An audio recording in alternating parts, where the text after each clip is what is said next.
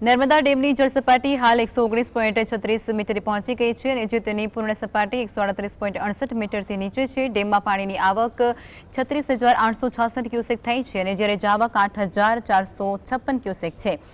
દર 24 કલાકે જળ સપાટી 20 થી 30 સેન્ટીમીટર વધી રહી છે, પરંતુ મધ્યપ્રદેશ અને ગુજરાતના નર્મદા નદીના કેચમેન્ટ વિસ્તારમાં ઓછો વરસાદ અને ચોમાસાની શરૂઆતને કારણે ડેમ સીધી ગતિએ ભરાઈ રહ્યો છે। નિષ્ણાંતોના મતે ડેમને સંપૂર્ણ ભરાવા માટે 1 મહિનાથી વધુ સમય લાગી શકે છે।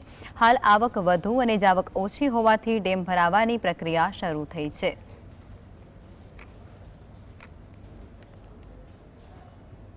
ગુજરાતનો જીવાદોરી સમાન ગણાતો નર્મદા ડેમના ઉપરવાસના દ્રશ્યો આપને બતાવીશું। નર્મદા ડેમ હાલ 119 મીટરથી વધુ સપાટીએ છે, ત્યારે મહત્તમ સપાટી 138.68 મીટર છે, એટલે હજુ 20 મીટર જેટલો ભરાવાનો બાકી છે। નર્મદા ડેમમાં ધીમે ધીમે પાણીની આવક વધી રહી છે। હરરોજ 20 થી 30 સેન્ટીમીટર પાણીની આવક વધે છે। 20 ટર્બાઇન ચલાવવામાં આવી રહ્યા છે, જ્યારે ગુજરાતમાં જીવાદોરી સમાન ગણાતો નર્મદા ડેમ હાલ 60% જેટલો ભરાયેલો છે।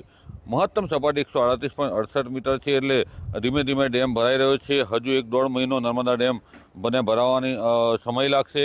નર્મદા ડેમ જે છે તે તેના જળસ્તર ધીમે ધીમે વધતા ગુજરાત માટે સારા સમાચાર છે। જ્યારે મધ્યપ્રદેશના ઉપરવાસમાં વરસાદ વધુ પડે અને કેચમેન્ટવાળા વિસ્તારમાં વરસાદ વધુ પડે તો સપાટી ઝડપથી વધી શકે તેવી શક્યતાઓ છે।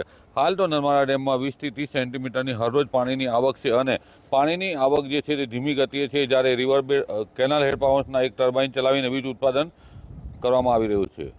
રફીક ધણીવાલા, GSTV, નર્મદા।